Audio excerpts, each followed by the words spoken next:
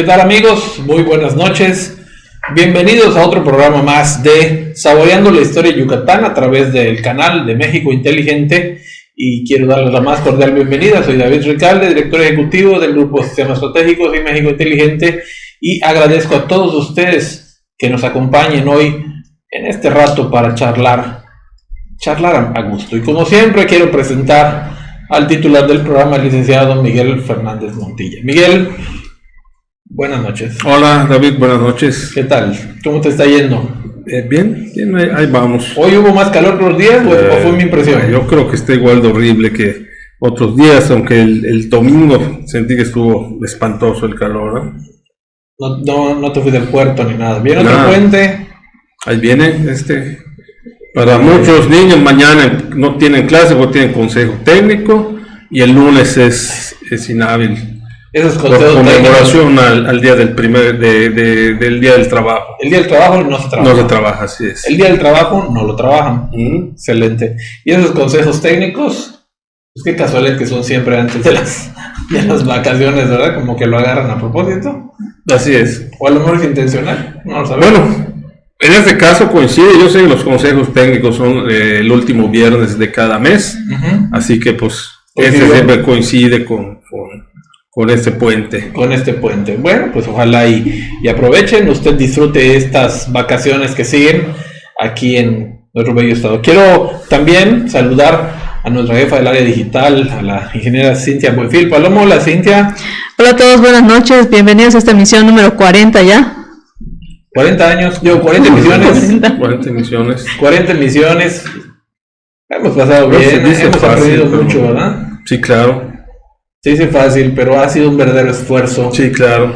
Un esfuerzo y no, porque estamos muy a gusto siempre platicando con nuestros amigos, los que siempre nos acompañan y los que poco a poco nos van conociendo y se van integrando a este gran proyecto. Carla, hola Carla, ¿cómo estás? En nuestro staff está Carla apoyándonos. Hola Carla, ¿cómo estás? Bienvenida, buenas noches. Buenas noches, bienvenidos. Gracias a todos ustedes por estar con nosotros. Gracias por compartir con nosotros sus conocimientos, sus comentarios y sus buenas vibras. Esto nos hace crecer y nos hace cada día mejorar para ustedes. La historia de este hermoso estado nos llena de cultura, pero además nos llena de curiosidad, Miguel, porque empiezas a ver diferente la ciudad cuando sabes qué ocurrió en ella, ¿no? ¿No te ha pasado? Sí, definitivamente. O sea, fíjate, llevamos 40 programas. Y en estos 40 programas, yo cuando voy a lugares donde hemos hablado o cuando escucho de lugares que hemos tocado, pues ya se pinta diferente, ¿no? Así es. O sea, por ejemplo, Cizal y por ejemplo los monumentos que están ahí por el Centenario, la que está ahí por la entrada a la avenida Jacinto Cané, que habíamos comentado que era una señal de la salida hacia Cizal, ¿no? Hacia Cizal, es correcto. Hacia Cizal. Los leguarios que hay en la carretera, que creo que existen uno o dos, allá precisamente en Cauquel hay uno, y en Junucmán no sé si todavía existe otro. Fíjate que también me empecé a fijar ahora que pasa ahí contra esquina de Plaza Fiesta, me puse a ver el monumento, la fuente esa. Sí. Y sí es fuente. Sí, es fuente. El otro día que pasé estaba prendida, estaba tirando agua. Sí. Y sobre todo que hemos tenido que pasar más porque el circuito Colonias pues fue cerrado durante las noches. A mí me parece que eran las noches, no sé si en las mañanas. Sí, en las noches. Afortunadamente ya terminaron de repavimentar y quedó bien. ¿Quedó bien? Sí, exactamente, quedó bien. Y pues uno ya puede pasar a comer sus hot dogs allá en el Parque de la Colonia México. Saludos al jodoquero. ¿Cuál de los dos? El que está en la esquina del parque. Que hay otro que está en el Niplito. La última vez que compré allá me pidió que le mandáramos saludos. Okay. Y ahí le mandamos saludos al jodoquero, al doguero que está ahí en la esquina del Parque de la Colonia México. En la media esquina del parque. Ahí está. Sí, los ubico. Muchos saludos.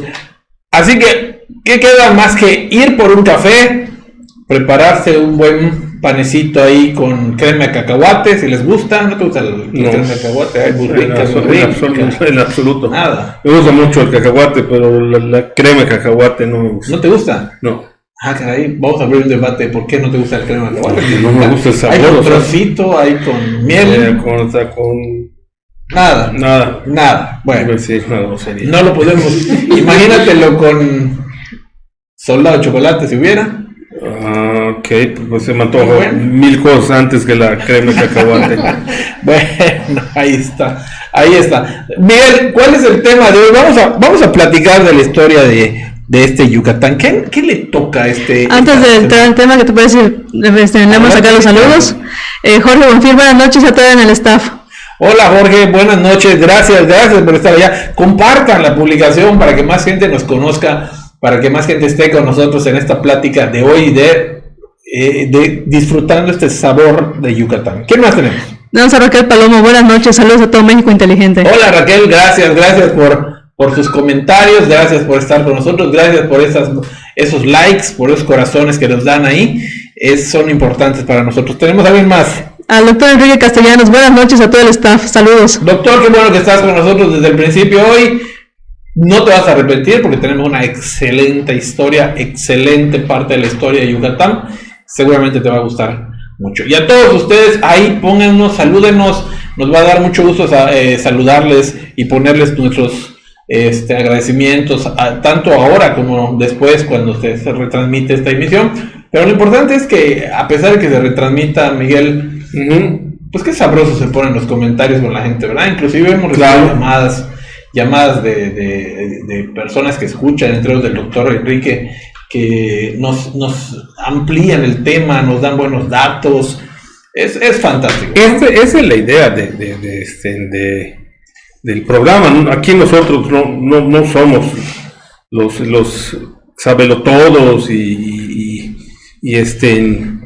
nada. O sea, aquí es que precisamente pues exponer un tema y que la gente también, o sea, hay cosas que puede tener alguien, información, y aquí es compartir, porque la historia no se guarda. Yo siempre, esas personas, y lo hemos comentado en otras ocasiones, esas personas que tienen, o sea, que tienen blogs de historia, que de repente tal parece que se quieren ser los únicos,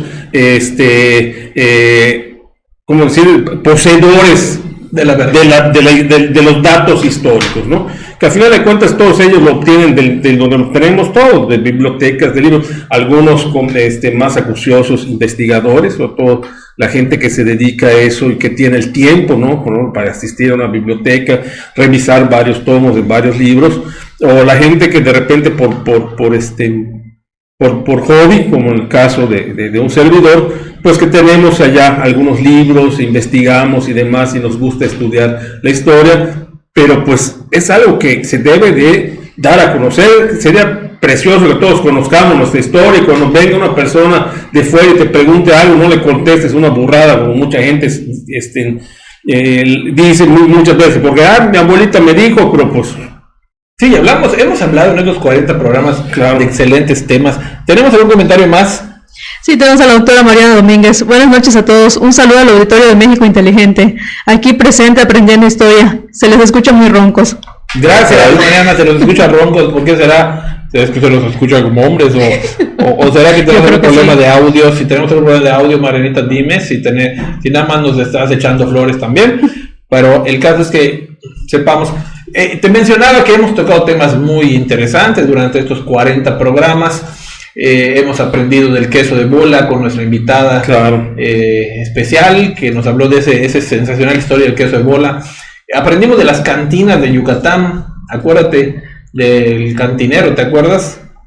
Claro, con mi amigo Alberto Pérez, que desafortunadamente se nos adelantó, porque para allá vamos todos, pero tuvimos la suerte de tener un programa con él, tener un programa grabado incluso, donde hablamos de las cantinas de Yucatán.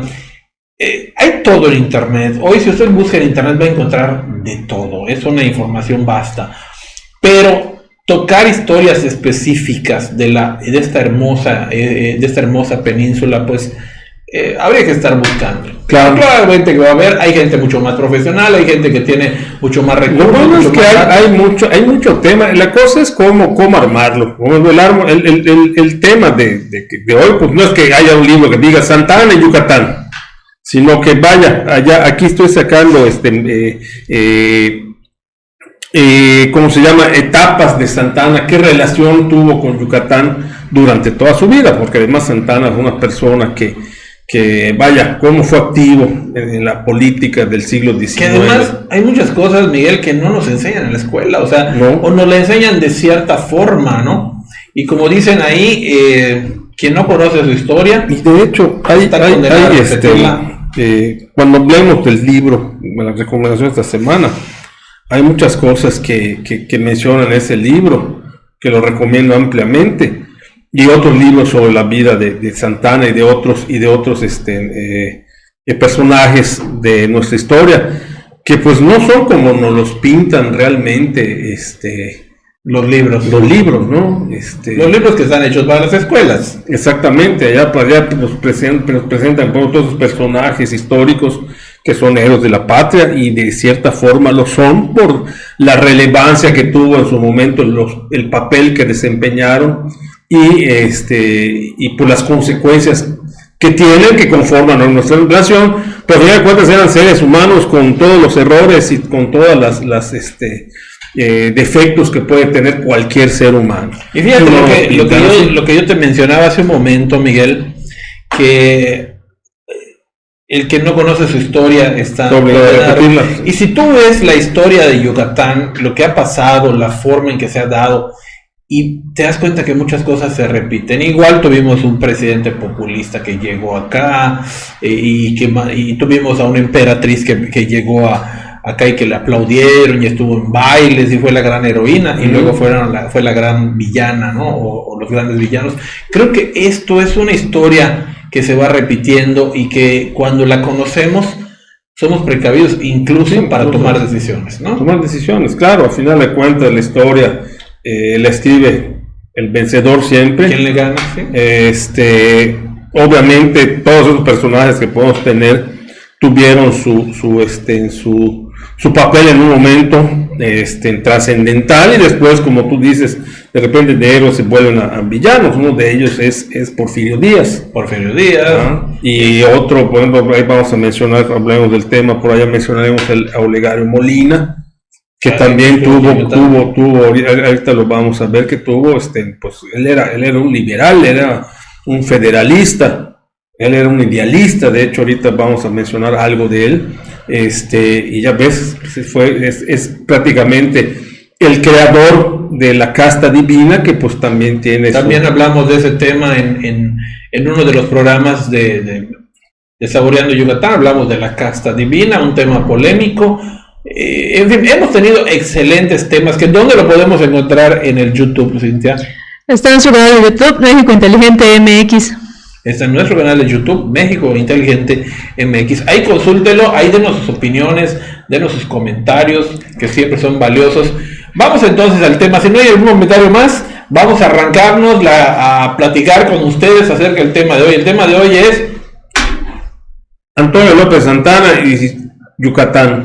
Antonio López Santana y Yucatán. Yo creo que para empezar, no me facilitaron el comentario, pero yo sí quisiera arrancar preguntándote, ¿por qué tenemos que saber algo de Antonio López Santana? ¿Quién era y por qué tenemos que saber? Bueno, yo creo que todo mexicano, por lo menos que haya pasado por la primaria, sabe quién es Antonio López de Santana, uno de los, yo creo, de los más grandes villanos que nos puede, cuando menos así nos enseñaron en la escuela, y a él le podemos atribuir la pérdida de la mitad del territorio y demás, que es un caso muy complejo, pero pues vaya, a él se le atribuye esa pérdida, ¿no? Por la guerra que tuvo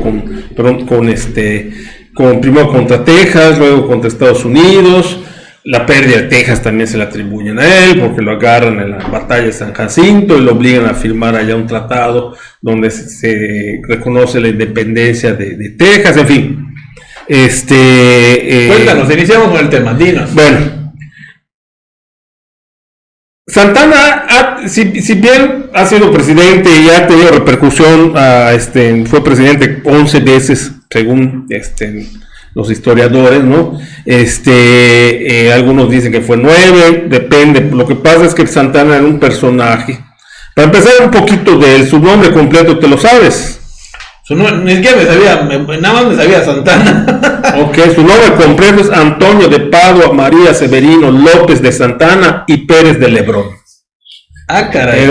Él nace en Jalapa el 21 de febrero de 1794.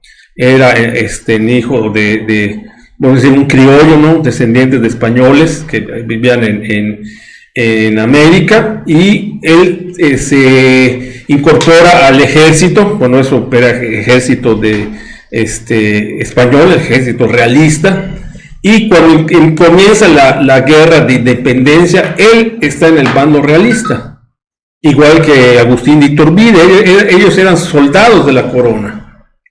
Cuando ¿Ese era español? No, era Antonio López de Santana. Podríamos decir que es un criollo, que es descendiente de españoles, nacido en México, ¿no? Al final de cuentas, la independencia la fraguaron los criollos principalmente, ¿no? Sí. Pero él era realista, y en algún momento de la lucha de independencia ellos se cambian al bando independentista, y a fin de cuentas Iturbide y él, entre otros, obviamente, son los que consuman la independencia de México, ¿no? Entonces, pues vaya, se puede decir que es uno de los padres de la patria, en ese sentido, ¿no? Tanto Iturbide como Santana no tienen buena memoria en México. Iturbide pues proclamó el primer imperio, se declaró emperador. Precisamente Santana es uno de los que se le enfrentan y terminan pues exiliándose. Iturbide trata de regresar, lo agarran en Tampico y es fusilado inmediatamente.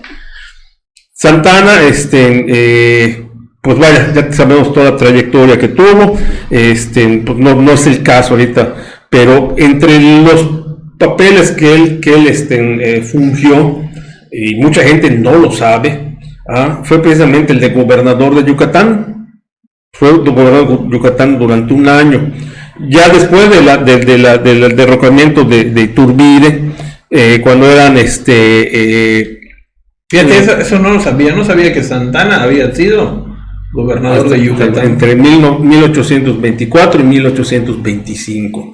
Ya habían derrocado a Iturbide, precisamente. ¿Dónde nace Antonio López Santana? En Jalapa, Veracruz. Era veracruzano. Era veracruzano. De hecho, él siempre cuando él lo que le encantaba era el figurín. Él tenía una famosa hacienda que tenía allá en Veracruz, que era Manga de Clavo, donde después de que ya lograba hacerse con la presidencia, ya sea por la fuerza de las armas, por comicios amañados, por cualquier forma, él llegaba, le encantaba entrar triunfalmente a la Ciudad de México, los desfiles, los hurras, los aplausos, pero le aburría enormemente gobernar. Entonces siempre buscaba un pretexto, ya sea una campaña. Oye, parece a algunos políticos ahorita. Exactamente. Parece que me están describiendo la sala de la Cámara de Diputados. Bueno, siempre. ¿Sí, verdad? A muchos, yo creo que a muchos políticos, ¿no? Él se dispensaba de alguna u otra forma, se iba a su hacienda Manga de Clavo, y a eso sí le encantaban los fandangos, los bailes, las peleas de gallos, las corridas de toros, o sea, todo lo que era fiesta le encantaba, de las cartas, o sea, en fin. En esa época estaba empezando, él despega su carrera política precisamente con la independencia, ¿no?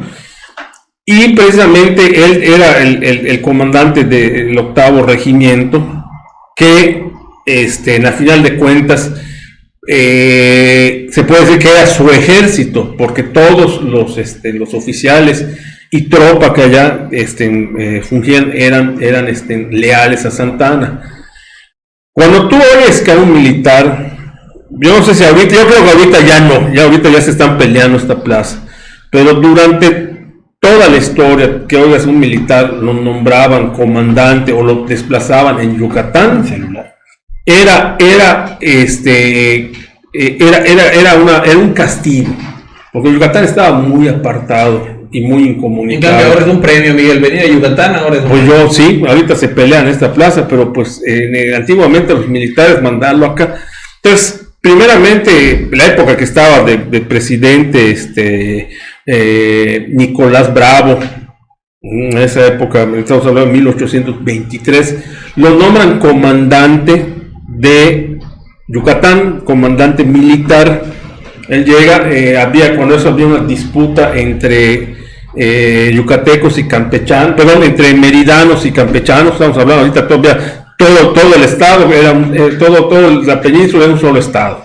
No había todavía la división de los 3 estados que ahorita la conforman. Políticamente era un solo estado, pero la rivalidad entre Mérida y Campeche pues viene desde la época de la colonia. Ya lo hemos comentado alguna vez, que Campeche siempre fue la ciudad que tenía el poderío económico, y Mérida detentaba el poder político, ¿no? Aquí estaba la capital y hubo siempre enfrentamiento entre ambas ciudades, una rivalidad política que se acrecentó ya en la independencia con el siglo XIX. Pues hasta hoy la traemos con los campechanos, ¿no? Es que de allá viene, realmente no sabemos de dónde viene esa rivalidad, pero de allá viene precisamente, de esa rivalidad política principalmente, y entre 2 ciudades principales, porque como lo quieras ver, por ejemplo, en la época de esta época, una de las otras ciudades principales era Valladolid. Pues Valladolid estaba alejada, independiente, y casi le importaba muy poco el pleito entre meridanos y campechanos, ¿no? Pero eran las 2 principales ciudades, siempre estuvo, ¿cómo se llama? Esa rivalidad que se acrecentó en esta época. Oye, pero cuando Santana se vuelve gobernador de Yucatán, ¿viene a radicar acá? Sí, claro. Dicen que él habitaba por ahí, no traté de buscar el dato, y no lo encontré, pero por allá leí que radicó en una quinta que estaba en la calle 62, por donde está ahorita con los juzgados familiares, allá por 62, por 35, por esa zona más o menos. En el mero centro. Bueno, ahorita el mero centro, cuando eso era completamente fuera de la ciudad.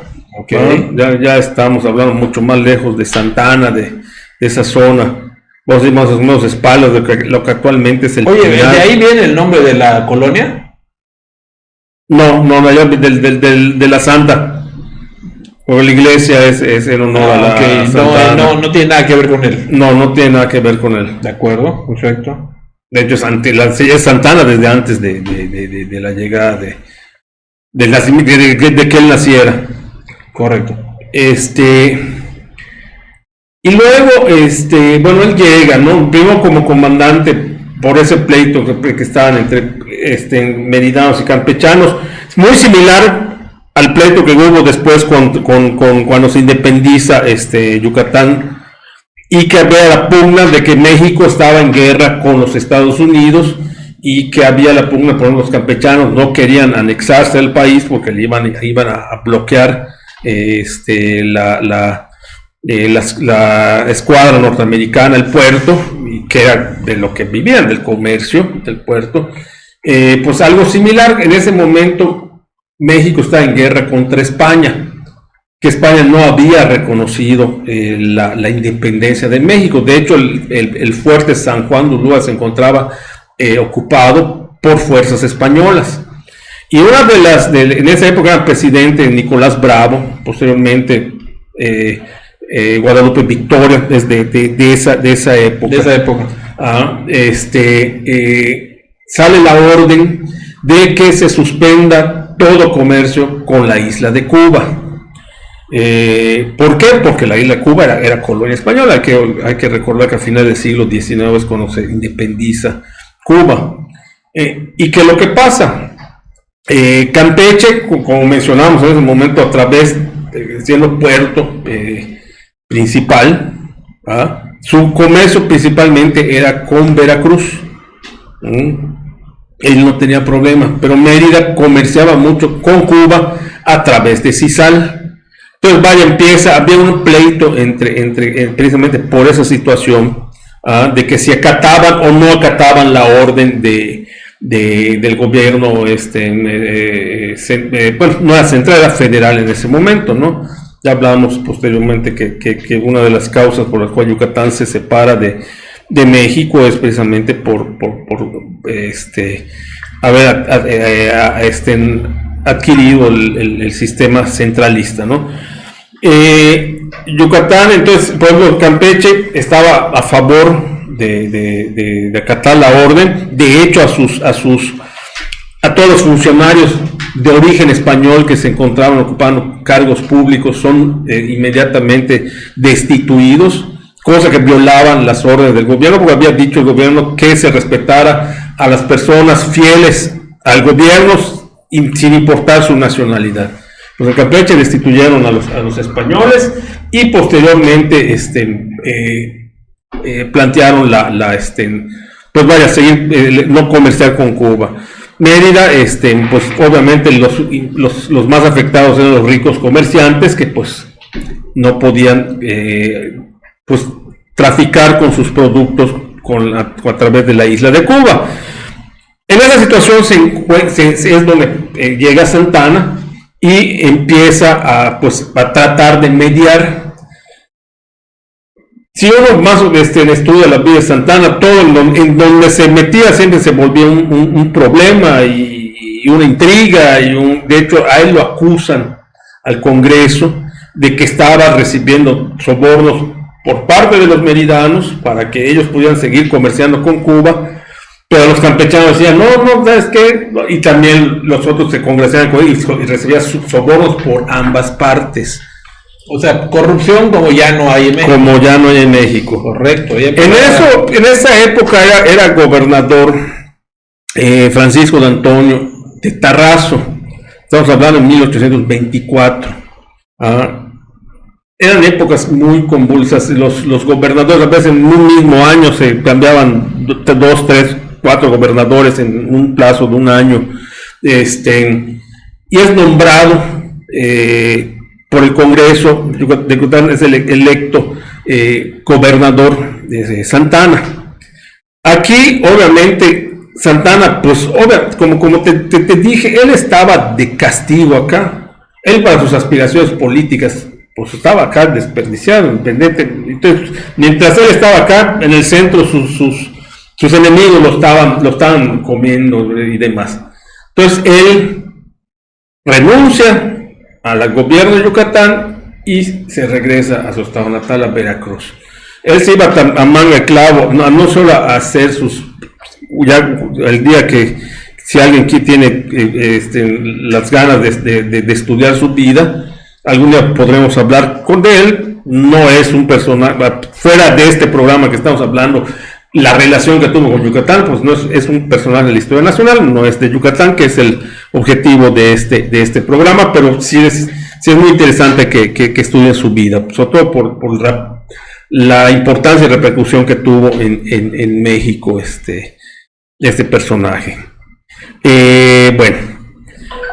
Esa hacienda donde él Manga de Clavo, seguirá existiendo hasta hoy. Sí existe, de hecho hay las ruinas, está en ruinas, o sea, nada más se ven las paredes, los techos, o sea, pero no sin techo, es una ruina actualmente. Actualmente, la hacienda que obviamente tiene un interés histórico, ¿no? Sería importante que se conserve, bueno. En la medida de lo posible. ¿Quién sabe si era de capital privado ya? No, allá sí, el gobierno. Lo ignoro, no sabría decirte. Manga de Clavo, está en Veracruz. En Veracruz, es correcto. Okay. Muy bien, continuamos, Miguel. Ok, bueno. Te digo, ya se va a Manga de Clavo y de allá entonces también, no solo era donde hacía sus fiestas y demás, sino que allá era donde intrigaba y preparaba los movimientos. Él encabezó muchas revueltas, se inmiscuyó en todo tipo de situaciones políticas, como vamos a ver más adelante. Otro momento en que Santana tiene relación con Yucatán, pues vaya, lo hablamos en el programa, en los programas donde hablamos de la República de Yucatán y de la campaña de independencia de Yucatán, aquella invasión que tuvo Yucatán por parte de Santa Anna. Eso ya lo hablamos más a detalle en otro programa, pero sí podríamos nada más a manera de repaso. Sí, que además fue muy interesante ese relato. Sí, claro. Fue cuando manda tropas, ya era presidente de la República Santa Anna. Sí, correcto. Y manda tropas a Yucatán, quiero recordar esa historia, para meter en cintura a Yucatán, que se estaba queriendo independizar, ¿no? Es correcto. Pero les va muy mal, si no recuerdo más, llegaron rindiéndose. Llegaron a través del puerto de Cizal y pensaron que venir a Yucatán pues era muy fácil. Sí, creo que me acuerdo de ese relato. Bueno, en ese caso no entraron. Primero trataron de tomar Campeche, no pudieron, y entraron por Telchac.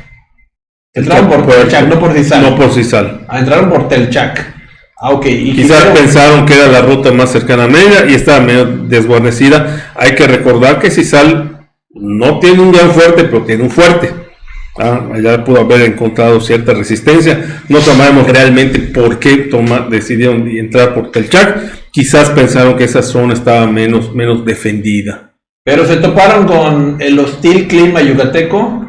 Encontraron que la marcha, los moscos, las enfermedades tropicales como el paludismo, la disentería, además imagínate, toda zona pantanosa, el agua no es muy salubre, además de los pueblos que iban cruzando allá, la gente abandonaba, quemaba lo que podían servir, los pozos los cegaban, los envenenaban, el calor, esas vistosas guerreras del ejército de Santa Anna, que Santa Anna siempre admiró mucho a Napoleón Bonaparte, y sus uniformes de sus ejércitos eran imitación al del ejército francés de Napoleón. Pero venían a Yucatán, a nuestro clima sabroso, y no les fue muy bien. Ya contamos que llegan a la hacienda de Pacatún, donde divisan en Mérida preparan una defensa, más que nada una defensa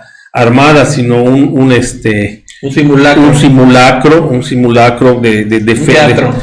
Porque como recordarás, llenaron la ciudadela de troncos de plátano y de espantapájaros que simulaban soldados con sus fusiles, y los troncos de mata de plátano simulaban cañones para aparentar que tenían mayores elementos de defensa. Una tremenda escenografía. Cuando mandan a un indígena a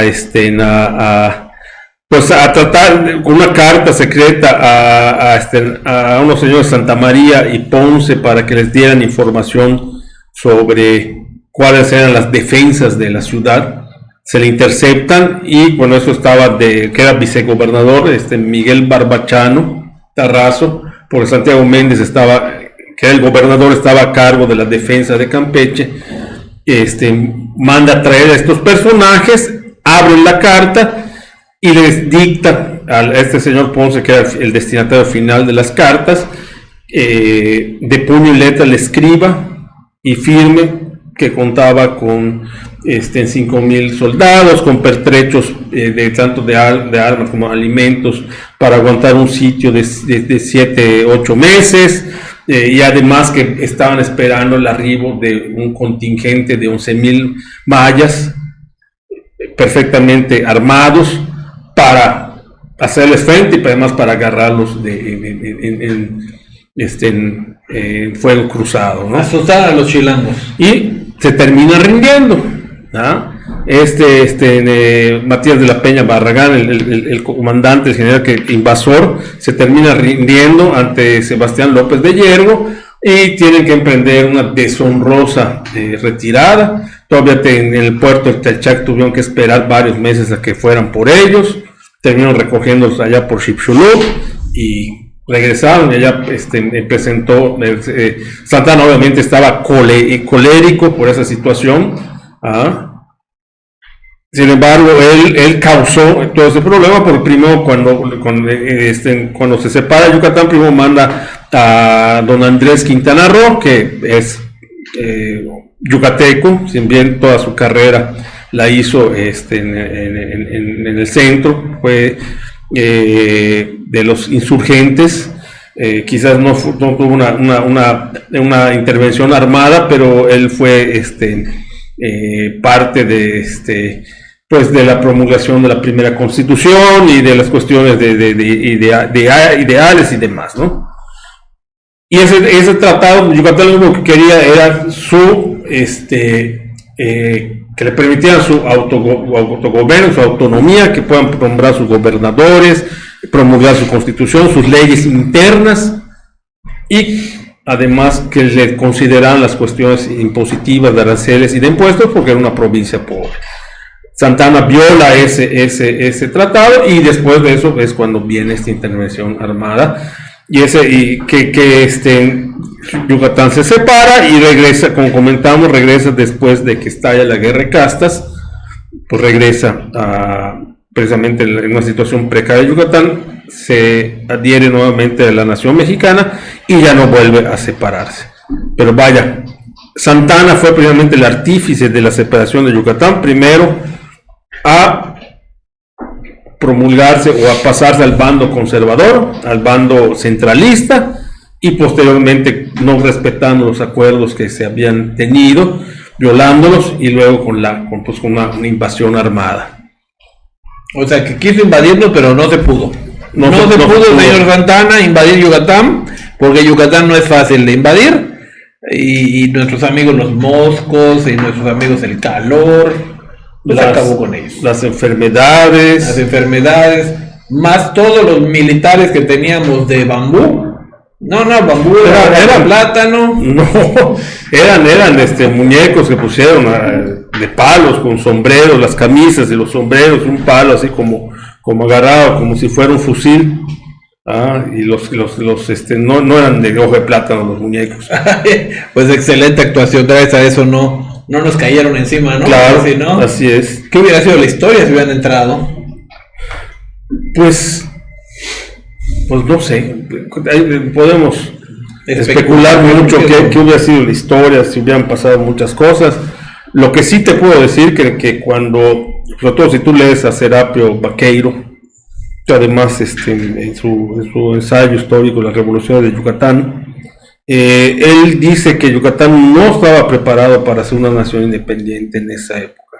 No tenía industria, la mayoría de la población, además de ser indígena, no por la situación de ser indígena, sino que eran campesinos, la mayoría de la población era analfabeta, entonces era muy, muy difícil que pudiera prosperar en esta situación, que claro, pues vaya, pocos años después, Yucatán se volvió uno de los estados más ricos y poderosos del país, si no es que el más rico y más poderoso del país, gracias a la industria gaquenera.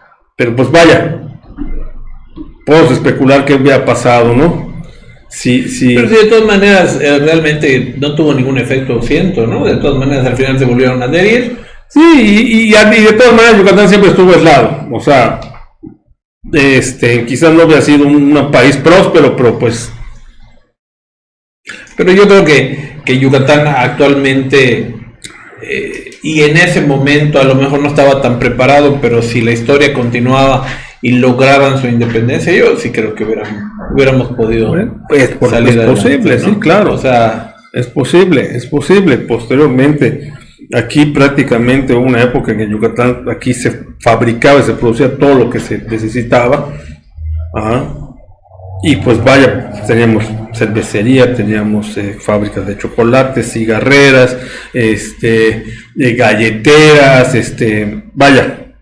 Tenemos la galletera Donde fue el primer estado, Mérida me parece que fue la primera ciudad que gozó de energía eléctrica. El ferrocarril fue patrocinado precisamente por enequeneros. De hecho, esas concesiones se las otorgan a particulares, precisamente la casta divina no solamente fueron hacendados en Equenero, sino que además tenían control político y intervenían en todos esos negocios, como los ferrocarriles, las fábricas de cerveza, la generación de energía eléctrica, los repartos de tierras en Quintana Roo, cuando se crea precisamente al final de la guerra de castas el territorio de Quintana Roo, entre los que estaban pues recibiendo grandes extensiones de terreno que allá se explotaba mucho las maderas preciosas.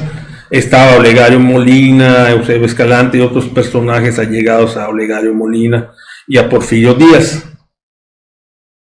Ahora, aparte de que viene y es gobernador un año, también viene López Santana, está otro López, ¿no? Otro López. Esos López. Así es. Esos López nos persiguen. Dicen, esos López tienen. Esos López tienen a México, ¿verdad? Sí. Bueno, entonces viene la intervención, viene el conflicto que no llegó a haber batalla, ¿o sí? ¿En cuál? En cuando manda el ejército centralista o federal. Sí, claro que no, centralista, sí, claro que sí hubo, en Campeche. En Campeche hubo batallas, allá estuvo, cuando vimos eso, pues Campeche obviamente estaba bien defendida por las murallas coloniales que se hicieron para la defensa contra ataques piratas. Y de hecho se menciona que en la bahía de Campeche esas batallas, pues los buques mexicanos navegaban con dificultad porque es una bahía que tiene una serie de bajos. Ahí tenemos una imagen antigua de la bahía de Campeche. De la bahía de Campeche. Se ve que con eso la muralla estaba prácticamente en el mar, ¿no? O sea, esa es la puerta de mar. La puerta de mar, ¿verdad? Y las murallas estaban pegadas a la orilla, ¿no? Bueno, por ahí pasábamos con mi perrita pasó por esa puerta de mar. Sí. De recordar ahí, Mariana, pasábamos por ahí, ella caminó por allá por la puerta de mar. Pero pues es que es diferente, ¿no? A como es hoy. Sí, claro. Totalmente. Ya ves que hubo una época que tiraron las murallas, un gobierno decidió y después las levantaron y hay unas que dejaron como que... Sí, está muy bonita esta imagen. Ya la habíamos visto en algún programa pasado. Sí, de hecho, sí, aquí respetamos varias imágenes. Entonces, aparte de todas estas acciones que tuvo Santana, ¿qué otra cosa tuvo que ver con Yucatán? Bueno, después de estas, realmente la que me quería detener más porque esta es pues algo, yo creo que si no sabían que era gobernador, lo que voy a contar ahorita, yo creo que nadie lo sabe. De hecho, en el libro que voy a recomendar, no lo menciona. Este dato lo obtengo de un libro que ya lo he mostrado, ya lo he recomendado en otras ocasiones, que es de el licenciado Januario Manzanilla, que por cierto es otro de que fue el liberal federalista y terminó perteneciendo a la casta divina de Yucatán. El libro se llama Recuerdos de la campaña de los republicanos en contra del imperio en el estado de Yucatán. Es un libro de 1888 y él prácticamente escribe allá sus memorias contra el imperio. Estamos hablando de la época de Maximiliano. En Yucatán se nombra como, no habían gobernadores, eran comisarios imperiales. Pues obviamente es un tipo de gobierno centralista, porque estaba el gobierno a cargo del emperador, y el emperador era quien designaba y nombraba a los comisarios imperiales, iba a decir ejidales, imperiales de cada casi son ejidales, ¿no? Los ejidales casi son imperiales, de cada provincia. El que toma la campaña es en general Manuel Cepeda Peraza. Él es un militar yucateco liberal. Él inicia su carrera militar aquí en Yucatán, especialmente en la época de la guerra de castas. Él luchó contra los mayas rebeldes Posteriormente, cuando pues, la guerra de Castro no se había terminado para esa época, pero ya los mayas se habían replegado al oriente de la península, y como que fue una guerra que se estancó durante décadas, ¿no? Ya se habían acabado estas primeras batallas sangrientas y terribles que hubieron, ya no eran tan comunes, sino que los mayas salían de su zona y atacaban en poblados, sobre todo de la zona fronteriza, y viceversa, ¿no? Y así estuvieron durante años, ¿no? Cepeda Peraza empieza a luchar precisamente por el bando federal. Se va de Yucatán, de hecho está exiliado.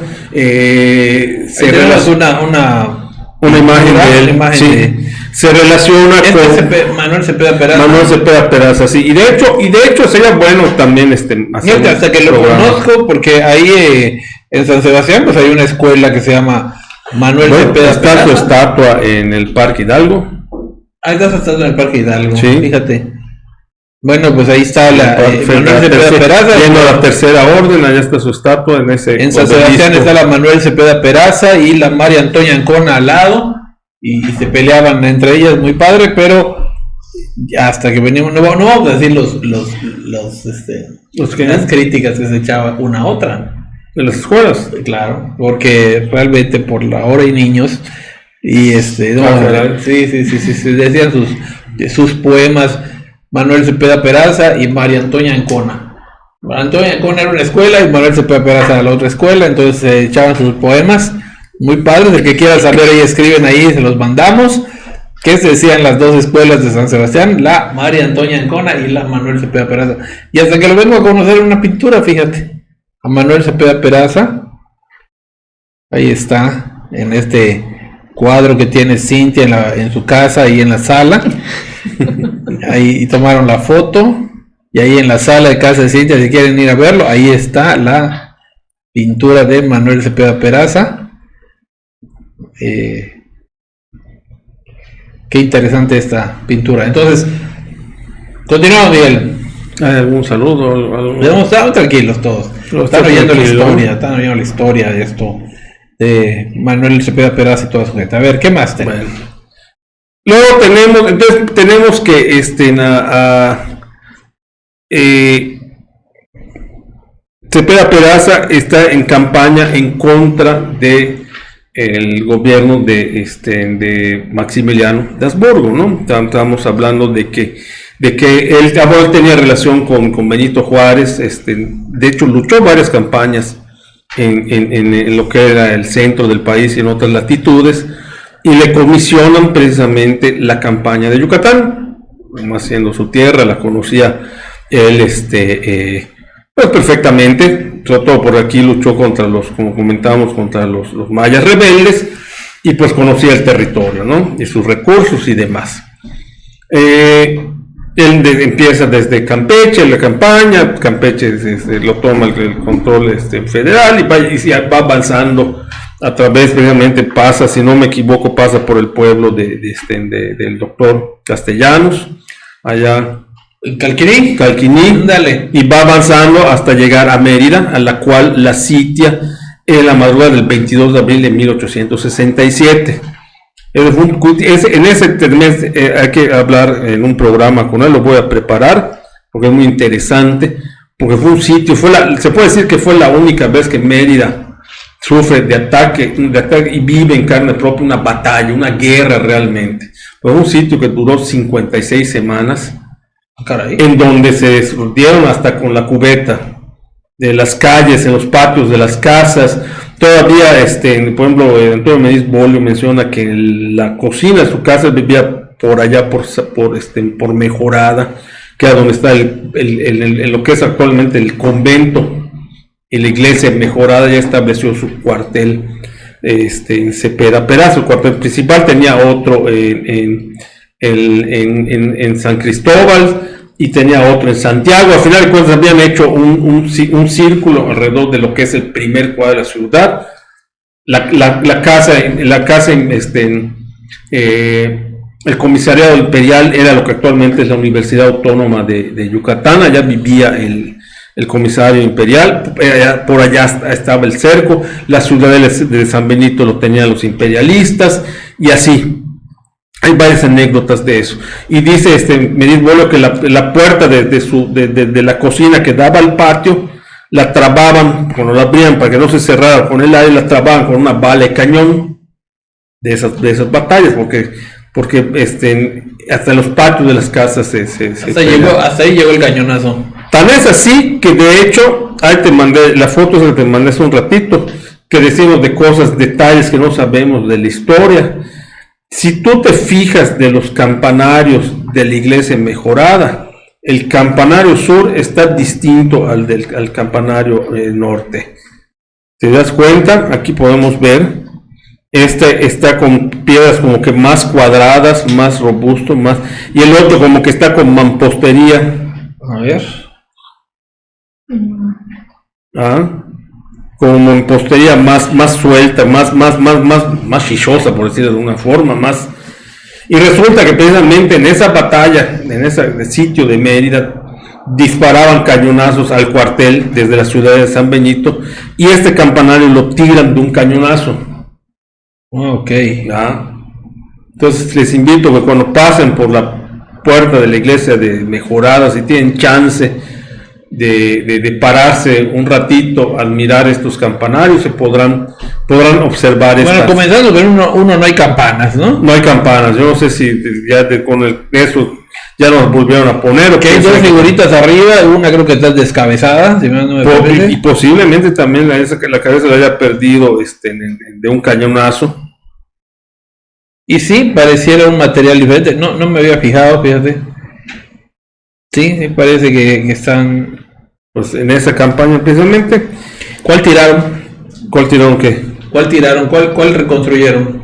El campanario sur, el que estamos aquí en esta perspectiva, de frente a nosotros. El que no tiene campanas. El que no tiene campanas, venía quedando a nuestra derecha, ¿no? Ese lo tiraron de un cañonazo. De un cañonazo. Pues ahí está. Tiraron hasta las campanas, seguramente. Seguramente.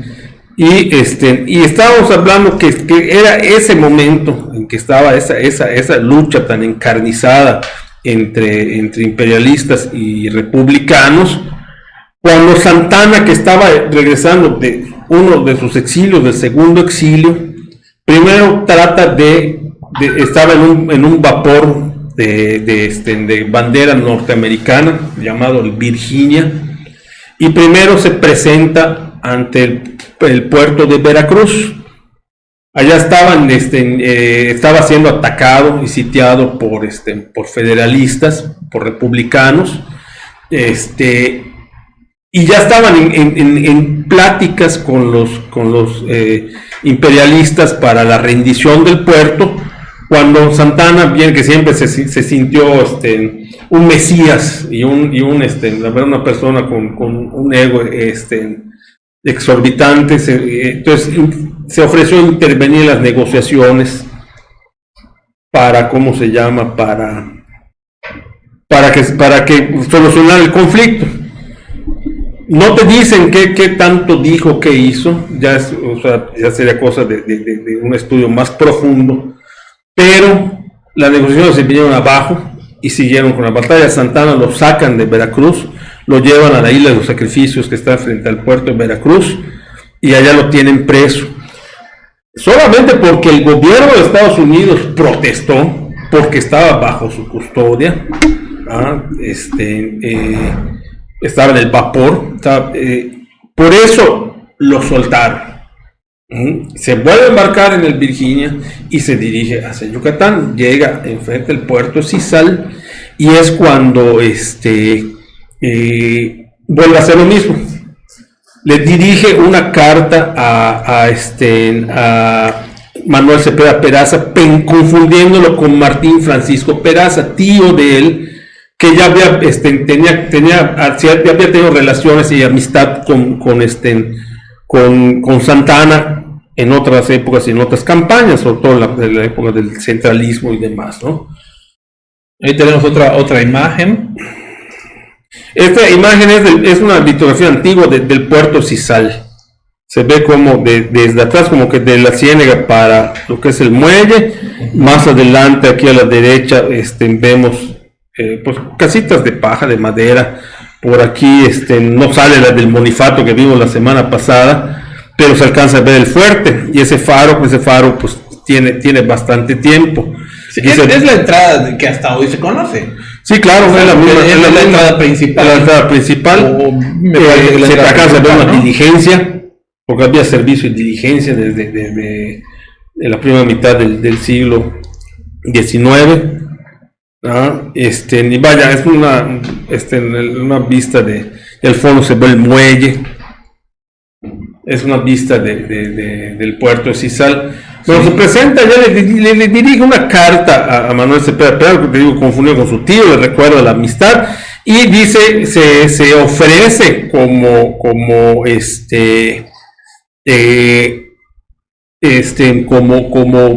mediador para que las partes beligerantes lleguen a un acuerdo y reine la paz.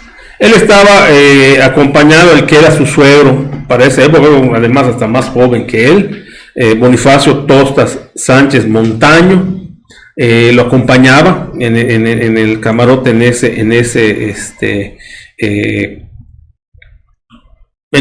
exilio, en esa travesía. Le dirige una carta a Cepeda Peraza y otra a un Alberto Morales, un habitante del pueblo de Sisal, del puerto de Sisal, ofreciendo, como digo, sus servicios. Cepeda Peraza recibe la carta allá en su cuartel de Mejorada y manda inmediatamente órdenes al comandante del puerto de Sisal, que era el señor Santiago Medina, para que inmediatamente lo apresara y lo llevara a tierra.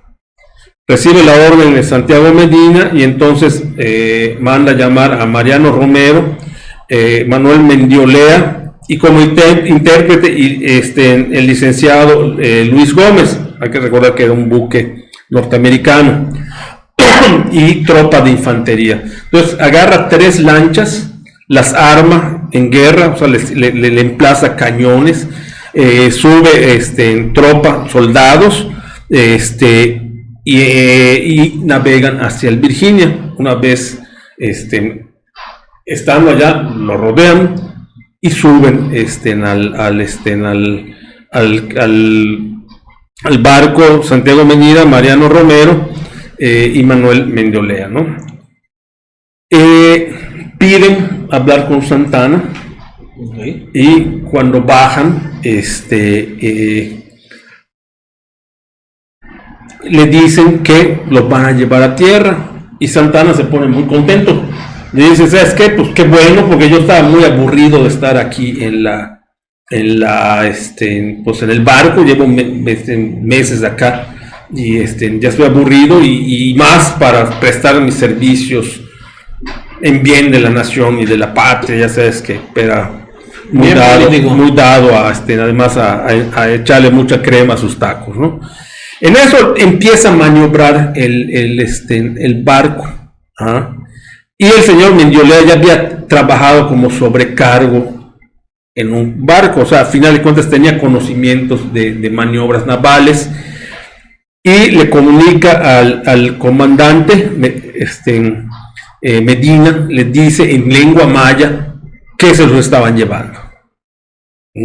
Inmediatamente sube a cubierta, le hace una señal a los que estaban en la lancha, y con revólver en mano amenaza a los que estaban pues subiendo el ancla, levando el ancla, diciendo que paren, o les disparaba, ¿no?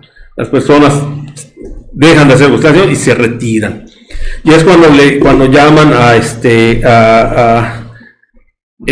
señor Mariano Romero que abordara con un piquete de tropa. Se sube con unos 6 soldados, y a los demás les dice que apunten los cañones al costado del buque y preparen los fusiles, apuntando igual, preparados para disparar. Bajan por Santana, el capitán del barco pone la bandera norteamericana sobre las escaleras, Es un símbolo muy utilizado en la Marina. Sí, mucho.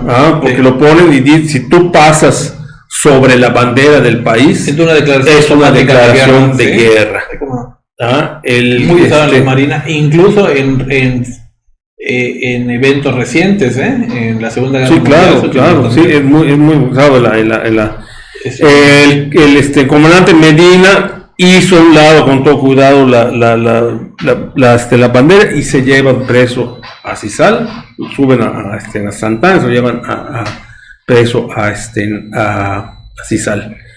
Dan aviso a Cepeda Peraza de que ya estaba capturado y encarcelado Santana, y entonces llama en secreto al coronel Matías J. Cámara y le ordena ir inmediatamente a Sisal con parte de la tropa que se encontraba en Santiago, con un piquete de tropa, y que pase por las armas inmediatamente a Santana. O sea, lo iba a fusilar.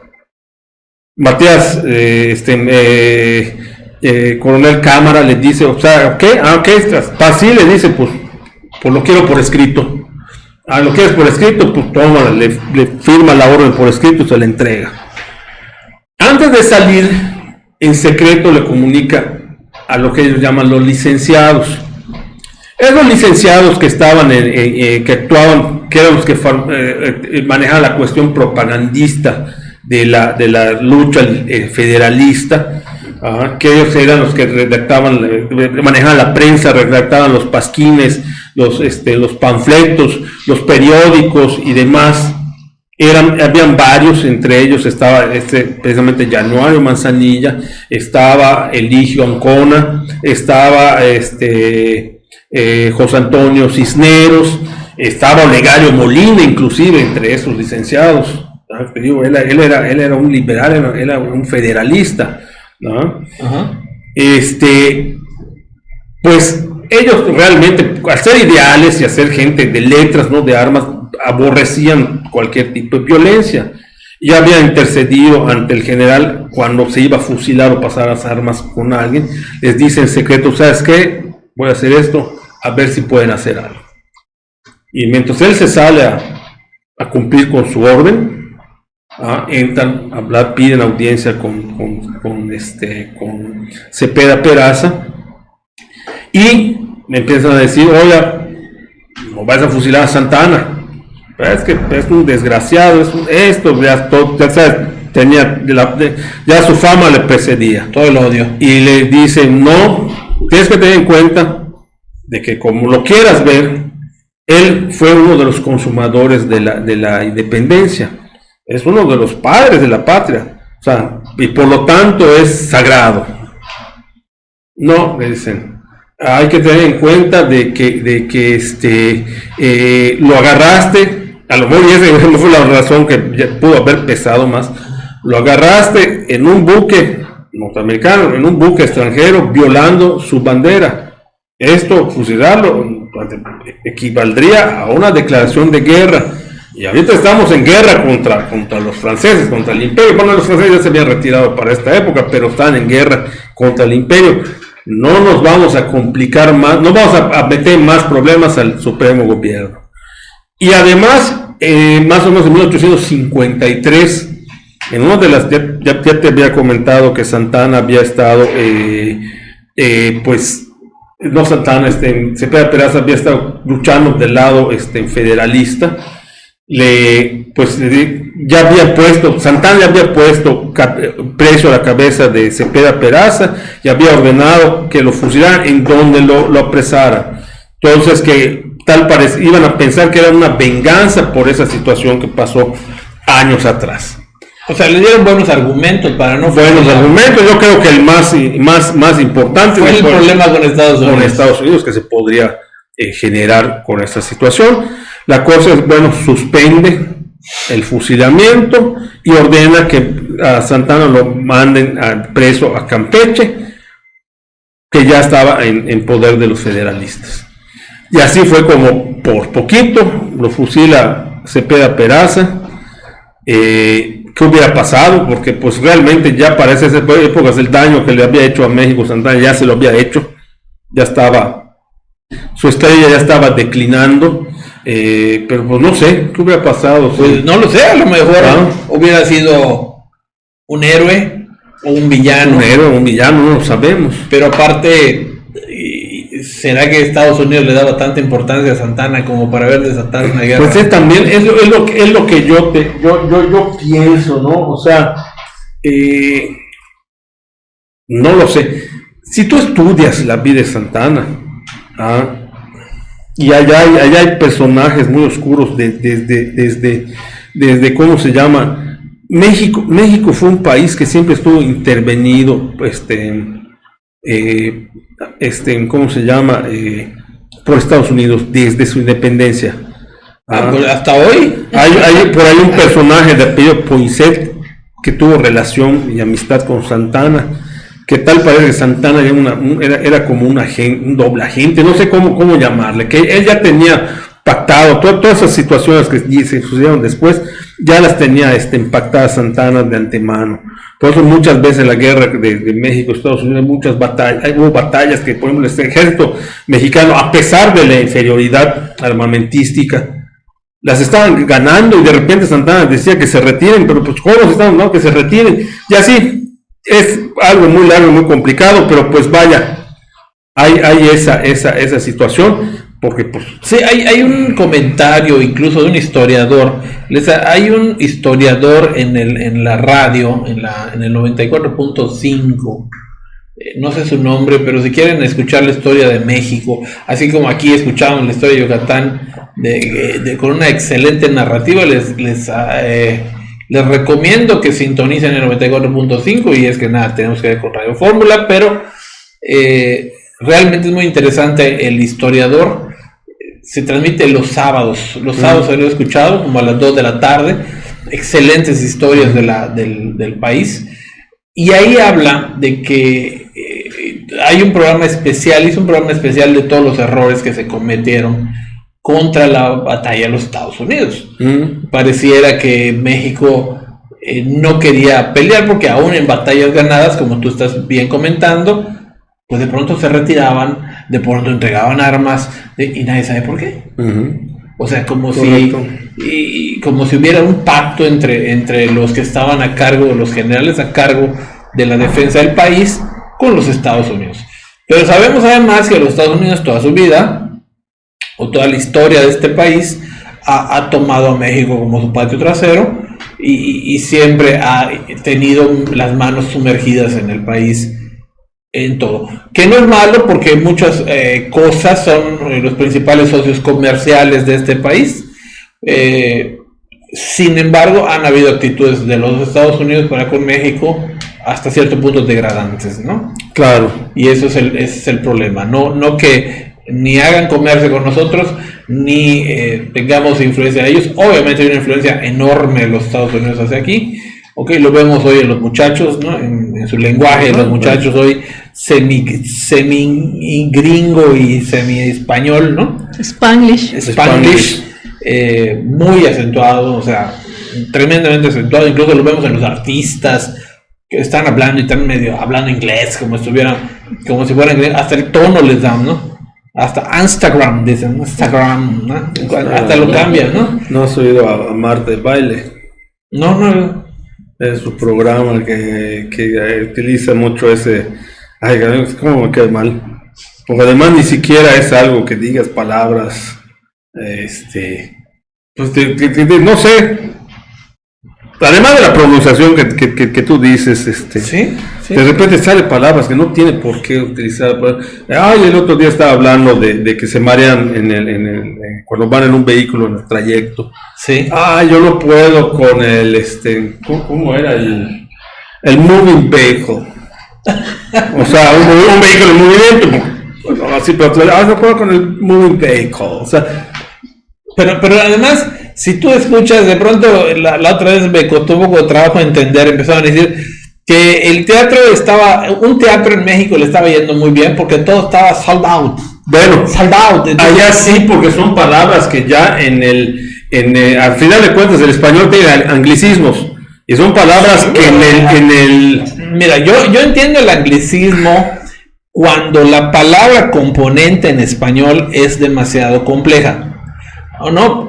Pero en este caso, decir está totalmente vendido, a decir sold out, pues es que está totalmente vendido a sold out. Pero eso lo podría yo creer en la parte escrita.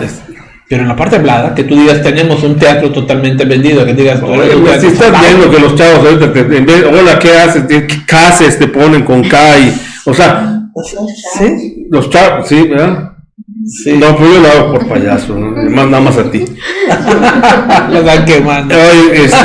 Y otra palabra que está diciendo, que se está quejando del aeropuerto de México, que es un relajo, que ya está sobrepasado en cuanto, y que ya no tienen personal, que porque despidieron a todos los pues todo lo que tienen concesionado con industrias, con empresas privadas, entonces el mismo personal tiene que manejar todo, entonces que es un relajo, pero a todos los ¿cómo digo?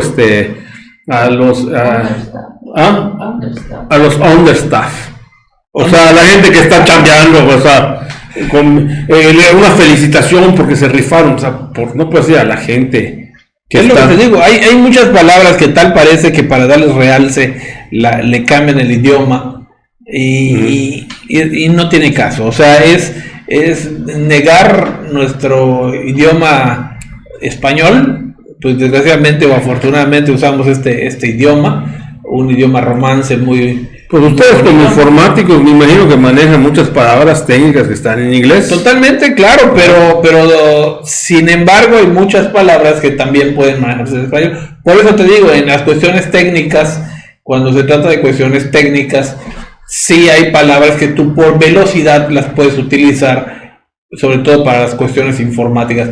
Pero ya en la vida normal hay muchas palabras que se manejan solamente por manejarla, solamente por estatus o por escucharse bien o de mucho mundo o no sé, habría que escuchar a un especialista en esta área del lenguaje para saber qué está pasando con este lenguaje actual totalmente agringado, ¿no? Totalmente anglosajón, mal pronunciado a veces, porque incluso hay gente que lo mal pronuncia. Porque hasta cambian hasta la forma de decirlo. Vamos a entrar a nuestras redes sociales, a nuestro Facebook, pero cuando van a decir Facebook, que van a decir Instagram, hasta cambian su tono. Nuestro Facebook, nuestro Instagram, o sea, le cambian hasta el tono, ¿sí? A Twitter. No dicen Twitter, en Twitter. O sea, dices, bueno. Dale gracias a Super Holly. ¿A quién? A Super Holly. ¿Quién es Super Holly? No sabes quién es, tú sabes quién es Super Holly. No. Sí, no es una güerita, no se dice Sherlock, se dice Sears. Sí, la que se dice Sears. Sears. ¿Qué tiene su historia? Sí, ¿cuál es su historia? ¿La quieres contar? No, tú te calas que no le quiere contar. Que es una niña que desde chica vino a vivir a México, y le hacían bullying precisamente por ser güerita y de ojos azules y demás. Y pues vaya, al final de cuentas ella te está enseñando cómo se pronuncia en inglés. Realmente, nosotros que somos hispanohablantes, las palabras en inglés, si estamos hablando español, las debemos de pronunciar como se leen. Como las leemos, es lo que yo creo. Como lo hacen los españoles. Como lo hacen los españoles, ¿verdad? No dicen cassette, dicen casete. Casete, dicen Apple. Google. En vez de Jersey, dicen Jersey. Microsoft también. En cambio aquí pues Microsoft o es Google. Google. Y si bien te va, porque si no los chavos hasta ya le cambiaron al no por la A. Dicen dicen ¿no? Nosotros tenemos un na pero con otra palabra. Pero con un pela antes. Y es bastante bueno. Sí. Bastante útil porque tiene muchos significados. Pero ahí está la juventud que está aplicando esto y mucha gente joven que está metida en negocios lo está aplicando para los comunicadores de radio también lo están haciendo, de radio y televisión. O sea, es un estilo ya de hablar pues totalmente anglosajonado, si pudiera yo llamarle de alguna forma, ¿no? ya como que se ha perdido el respeto a muchas palabras en el español, y esto es parte también de la injerencia que tienen los Estados Unidos a nuestro país. Bueno, muchas cosas pues de ahí vienen, ¿no? Ahí yo creo que hay un cambio, porque también así en el inglés se ha adoptado también palabras del español, desgraciadamente o agraciadamente, porque realmente sí, México tiene muchos beneficios al estar al lado del país más poderoso, bien del mercado más grande a nivel mundial, pero pues vaya, como decía Porfirio Díaz, tan lejos de Dios y tan cerca de Estados Unidos. De los Estados Unidos, y eso es cierto. Uno de los, como tú dices, el país que tiene el comercio más fuerte del mundo está al lado de nosotros, pero también tiene el comercio de los narcotráficos, tiene de los narcóticos, también tiene el comercio de las armas, también tiene que finalmente a nosotros Claro, eso nos afecta terriblemente. Porque pues no estamos bien en este país. No, México no es un país productor de armas, así que cada arma que ustedes encuentren aquí de tecnología media para arriba, pues obviamente es de fabricación o de comercialización norteamericana, porque ya ves que hay muchos, incluso fusiles. El AK-42 es soviético, que yo el AK-47.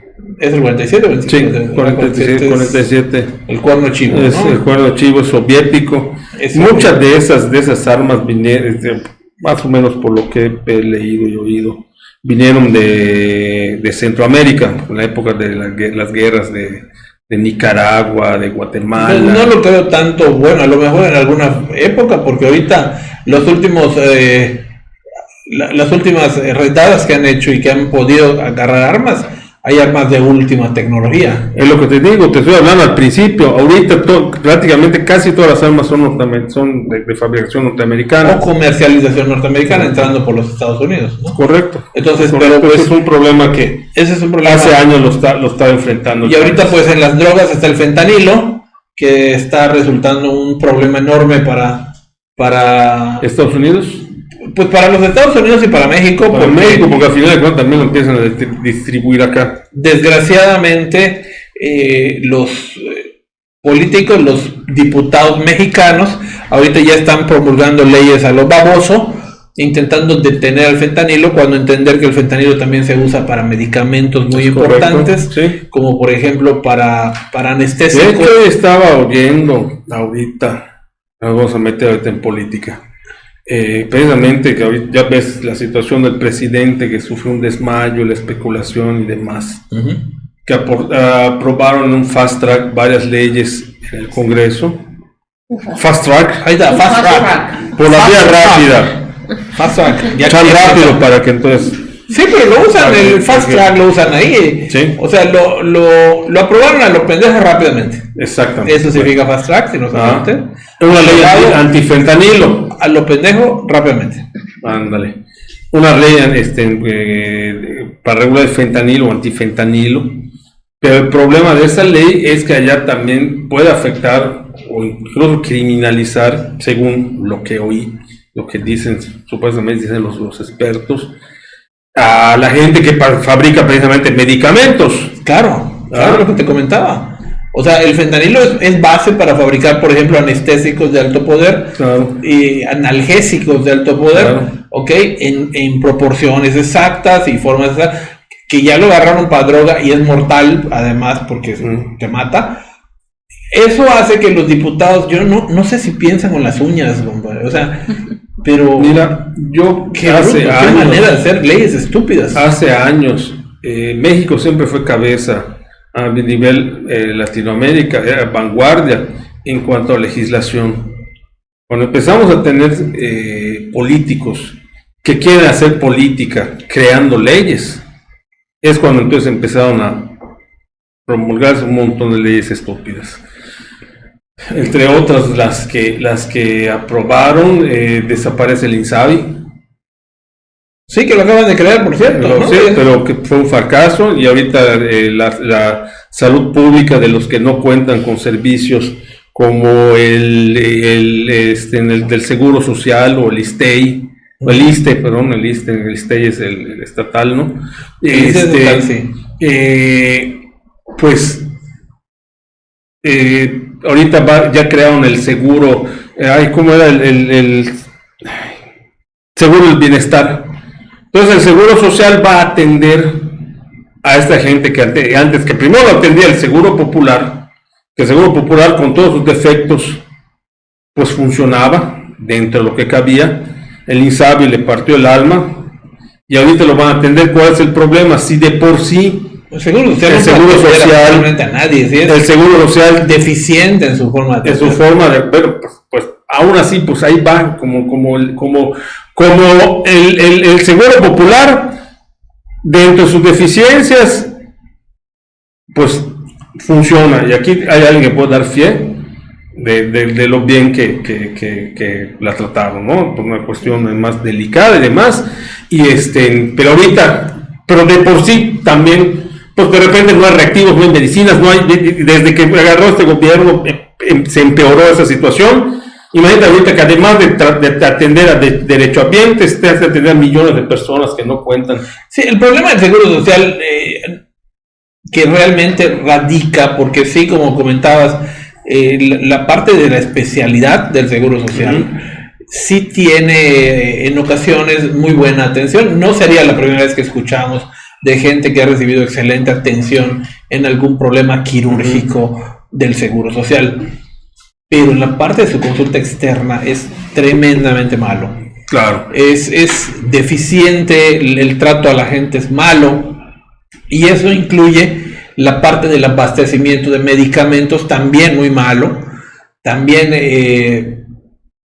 que no hay existencia, y ahorita está empeorado. No, ahorita precisamente a partir de este sexenio que cerraron, con el pretexto de la corrupción, cerraron todas las compras de medicamentos. Te lo digo porque pues mis papás son derechohabientes de tanto del seguro como del ISSSTE, porque mi papá fue empleado de gobierno. De repente ves y hay muchos medicamentos, y además no creas que ni siquiera medicamentos de especialidad, desde el paracetamol, la metformina, que es para la diabetes, las de la presión, o sea, que son medicamentos que se consumen mucho por la población general. No hay. Imagínate los de especialidad, que son más caros y más difíciles de conseguir. O sea, el seguro social como institución deja mucho que desear. Hay ciertas partes del seguro social que trabajan muy bien, hay ciertas partes de atención que están muy bien, pero en términos generales, como una institución, es pésima. Pero te voy a decir algo, sea como sea, funciona. Pésimamente, buena, mala, funciona. Yo creo que cada quien puede decir cómo le fue. Yo he oído de gente que habla pestes, hay gente que habla cosas muy bien, pero funciona. ¿Qué va a pasar ahorita? Ya le dieron la torre a lo que era en el Seguro Popular, que lo volvieron INSABI, le van a dar en la torre al Seguro Social ahora. Y otra cosa muy importante, que yo no sé de dónde va a salir ese recurso de estas gentes que van a manejar, porque hay que recordar que el Seguro Social funciona por las cuotas obreros patronales, es la forma de recaudar los recursos para operar como institución. ¿Qué quiere decir? Tú eres un empleado, estás de alta en el Seguro Social, y mes a mes a ti te descuentan parte de tu sueldo y el patrón da otra parte para pagar esas cuotas, para que el Seguro Social tenga los recursos suficientes para tener personal, equipo, medicamentos, instalaciones, etcétera, etcétera, etcétera. Esta gente, ¿de dónde va a ser el recurso con la cual va a atender? Si el INSABI ya le partieron el alma. Es lo que yo no he oído que nadie comente. Yo no sé, a lo mejor hay destinado en partidas, no lo sé. Pero sería bueno cuestionárselo, porque ¿qué va a pasar? Mira, hay varios problemas. Y uno de los mayores problemas es que el Seguro Social y el gobierno federal no acepte las deficiencias que tiene esta institución. Como ninguna. Entonces, que de pronto se te asome un presidente a decirte que tenemos el mismo nivel de esquemas de salud que los escandinavos, bueno, yo creo que es ridículo, ¿no? Eso es, ¿cómo se llama? pues vaya, la promesa que viene diciendo desde hace años, pues bueno. No, pues que ya no es promesa, Miguel. Allá cada quien... el gobierno federal afirma tener, el gobierno federal a través del presidente, como su vocero propio, afirma tener el nivel de los esquemas de salud. Yo lo último que oí, según él, que para diciembre, dijo, vamos a tener un sistema de salud. ¿Cómo? No, ya lo pensé bien. Además, para que veas, o sea, ya no sé si tiene sea mago todopoderoso, nada más pensarlo, ya logra las cosas. Ya lo pensé mejor que Dinamarca, dice.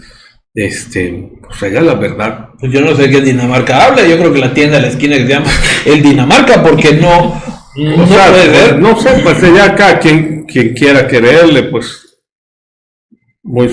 Hay mucho populismo en un país que requiere más acción que populismo. Ve los aplausos a la venta del avión presidencial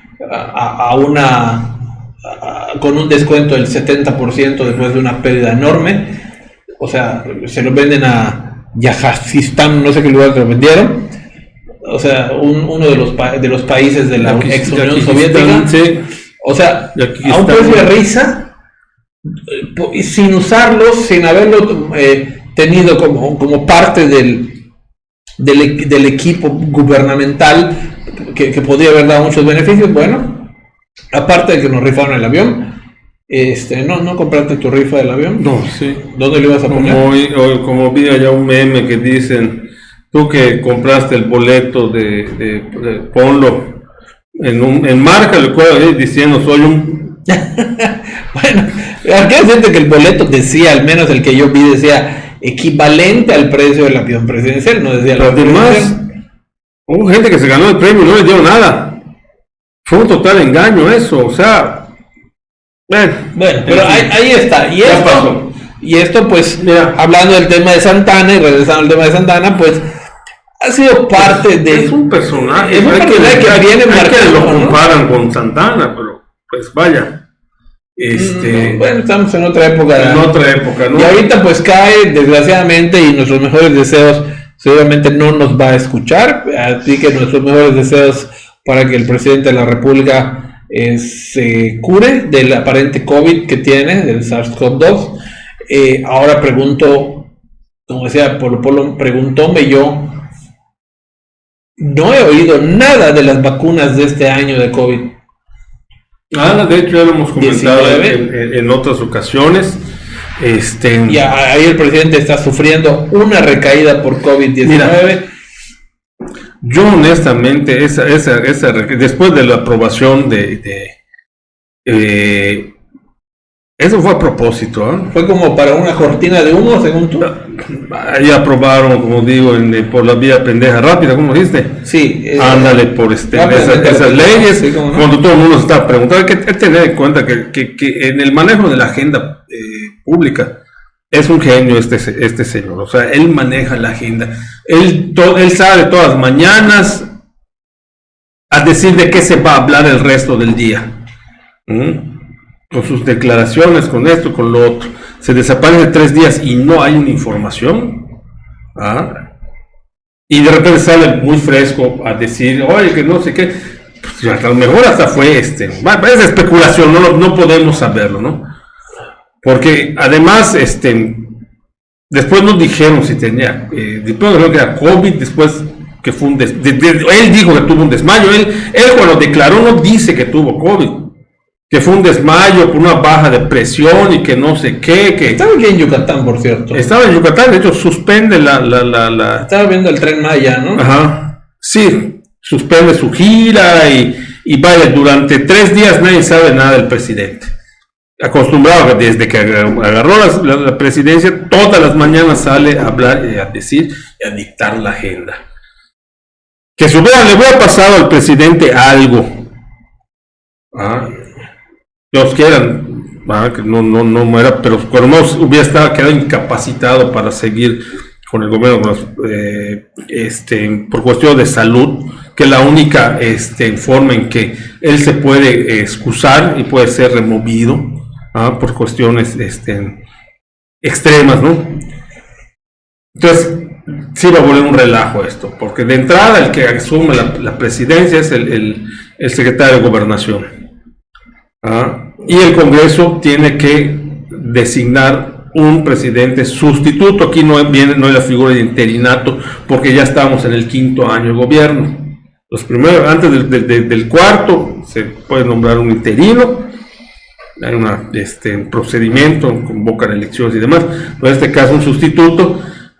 Y como siendo Adán Augusto queda descartado como corcholata. Entonces nada más quedan Ebrard y la Sheinbaum, pero todavía no sabemos ni siquiera quiénes van a ser los candidatos, pero se iban a dar un agarrón entre ellos, espantoso. Ya no está el líder moral, entonces vaya, hubiera sido muy interesante, pero no creo que sea bueno para nosotros como país. Bueno, nosotros no es bueno nada, porque desgraciadamente somos los que estamos abajo de todo este entierro de los políticos, que además de estar sacando leyes a lo menso, a lo pendejo, en fast pendejes, pues además de eso, tenemos que estar viendo todo ese teatro político que vemos todos los días, a diputados gritando en la Cámara de Senadores sin ninguna razón, riéndose, checando sus celulares, cuando el país está atravesando verdaderas crisis. Hay lugares sin agua, hay contaminación tremenda en los ríos, o sea, hay una serie de problemas que urge que México corrija, y los políticos del centro del país cotorreando a todo lo que da, con los sueldos onerosos, llenos de lujos, sin ningún problema económico, sin ningún problema de presión empresarial, totalmente el juego está a su favor, y nosotros pues somos los que vemos esto y estamos sufriendo todas sus endejadas. ¿Tenemos algún comentario, Cintia? Sí, tenemos unos comentarios. Raquel Palomo, hablando un poquito de lo del lenguaje, mejor deberían hablar en maya. Oye, deberían hablar en maya. La lengua maya es una lengua muy bonita. Hay que voy a preparar ese programa, lo tengo pendiente, sobre él habla de los yucatecos, el español yucateco. Ya se está perdiendo. Ya está perdiendo. Ya se está perdiendo. Te apuesto que aquí... Vea las TikTokers y a los... Te apuesto que aquí Cintia no sabe qué es chic. No sabe qué es chic. Sí. ¿Cómo no? ¿Sabes qué es Kiritz? Sí. ¿Sabes qué es Chopcalle? Chopcalle, sí, cuando ya no... Una calle cerrada. ¿Sabes qué es Pirish?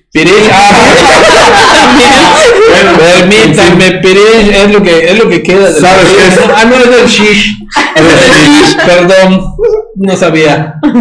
Pues usted sabe qué es Pirish, dígalo. ¿Sabes qué es el Chomac?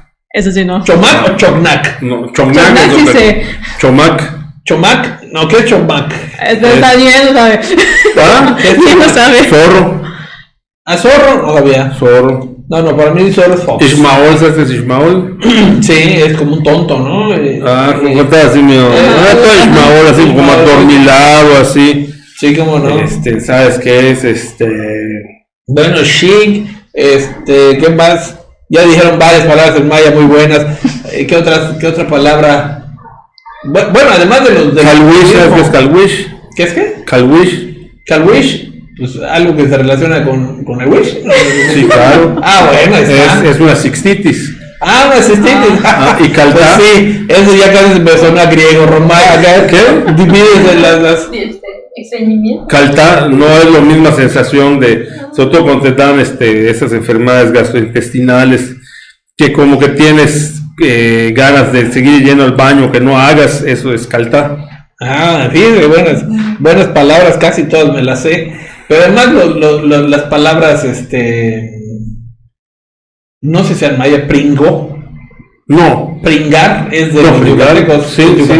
Anolar es yucateco. Dicen que es uno de la palabra nol, que es chupar o disolver algo en la boca, que no es precisamente chupar, porque chupar es hacer la acción de succión, y anular es tener como un cadáver, disolver algo en la boca. Estoy intentando recordar la palabra esta que usan para las jarras, pichel, pero esas son palabras castizas, castellanas. Bueno, guindar, guindé mi ropa. Guindar es colgar, o sea, son palabras castellanas que a lo mejor se utilizaba mucho en el español antiguo. Pero están arraigadas acá. Si tú le dices a un chilango, Pásame el pichel, pues no sé de qué estás hablando. Te va a pasar otra cosa. Sí, pues el chel. Chel es otra palabra, es güero. Chel, güero, mulish. Kishpol. Cuando está en la ropa ya vieja, ¿no? ¿Es de Kishpol? No, Kishpol. No me acuerdo qué es. ¿Qué es Kishpol? Tienes así, pero como parado. Ándale, pelo así parados. Kishpol, sí. Kishpol, no lo sabía. Chakpol. Pues es algo por lo mismo. Pol es cabeza. Chak es rojo, los pelirrojos le dicen Chakpol.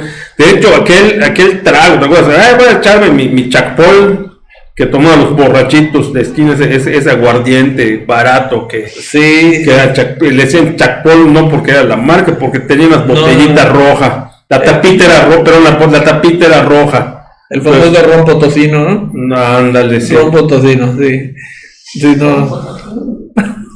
No, bueno, ron potosino, no lo conocen. No conozco. Después te explico. Yo te explican el ron. ¿Por qué es un ron potosino? Es de Potosí. Te van a censurar la próxima vez. Van a censurar esto.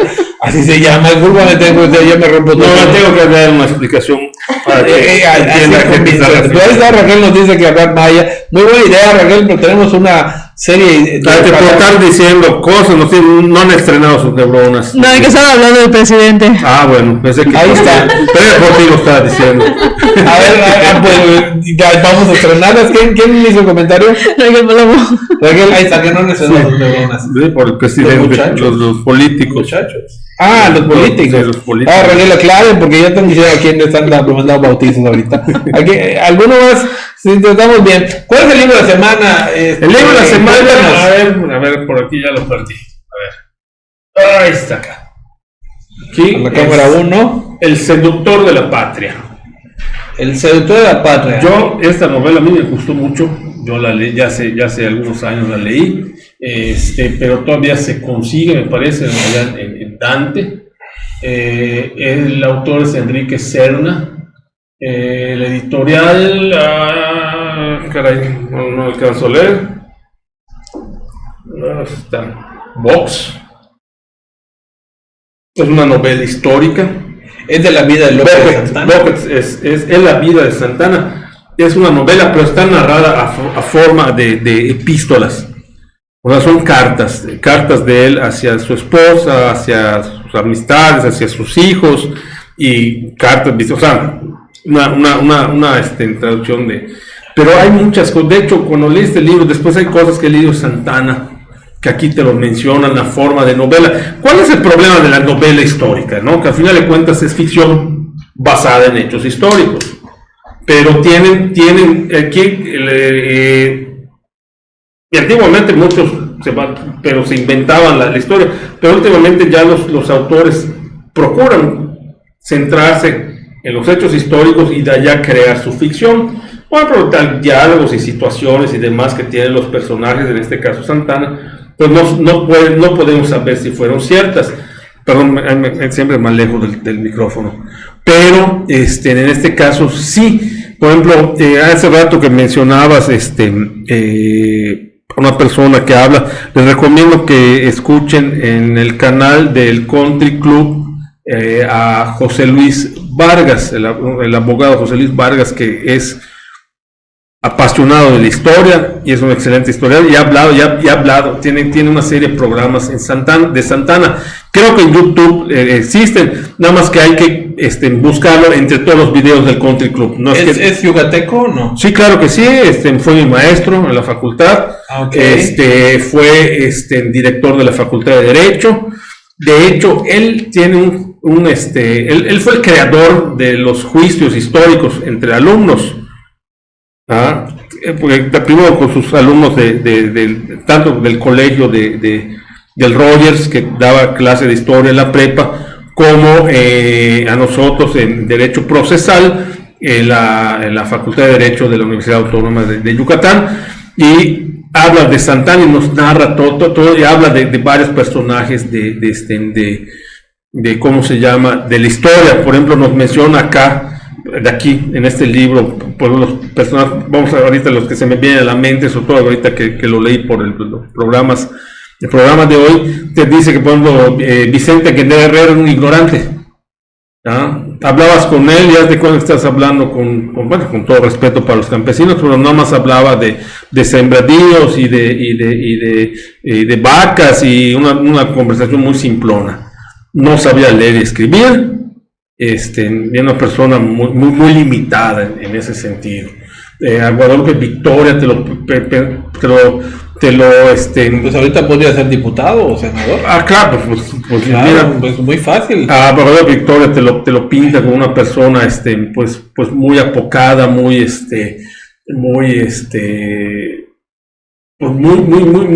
cobarde, ¿no? Como que no tenía el coraje para tomar las decisiones y las que debían de tomarse, sobre todo en situaciones de presión, ¿no?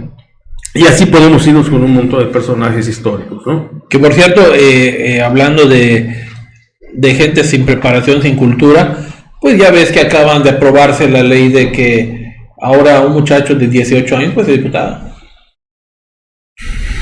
Pues sí. O sea, sí, es fácil. Vale. Con el argumento de que ya es mayor de edad. De que ya es mayor de edad y que le están abriendo espacio a la juventud.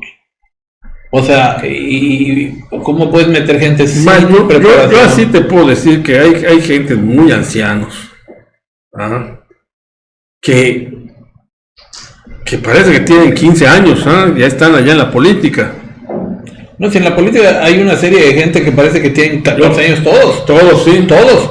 Pero yo creo que en lugar de estar buscando una mejoría legislativa, con gente más preparada, con gente con mejor criterio, pues simplemente siguen fomentando meter gente. De repente, a lo mejor uno de los chamacos nos da una sorpresa. Pues ojalá, porque ya ves que hay gente joven que está marcando muy buena ruta. Pues ahí vemos a Nayib Bukele del Salvador, que ha sido un presidente en este momento, y esperamos que así siga, ejemplo a nivel mundial.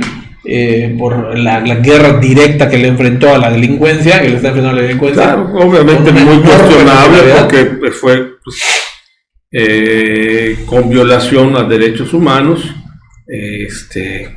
Pues vaya. Pues violación de derechos humanos.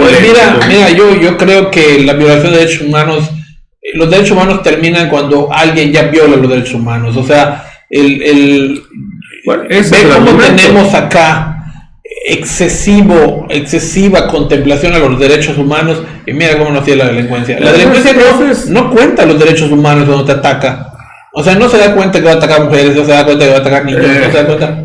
Entonces, yo creo que sería bueno que hagamos un programa de eso, porque es más complejo la cuestión. Y te lo digo, como siempre, no es que diga, es que está mal, pero yo como abogado no puedo decir que se viole la ley por un beneficio mayor, porque entonces tendríamos... ¿Pero tú crees que Nayib Bukele está violando la ley? Claro que sí. Por supuesto, ¿no? Claro que sí. Se están haciendo los juicios correctos y se están deteniendo a las personas, se les está dando un seguimiento. Como tú dices, no es simple. Nunca he pensado que haya algo simple ni fácil de llevar en la política. Lo que sí pienso es que la ley se tiene que aplicar, y cuando la aplicas, corres el riesgo de caer en ciertas violaciones, a veces sin querer, pero no al calor de cuidar esas violaciones permitas que siga habiendo la delincuencia que está bien.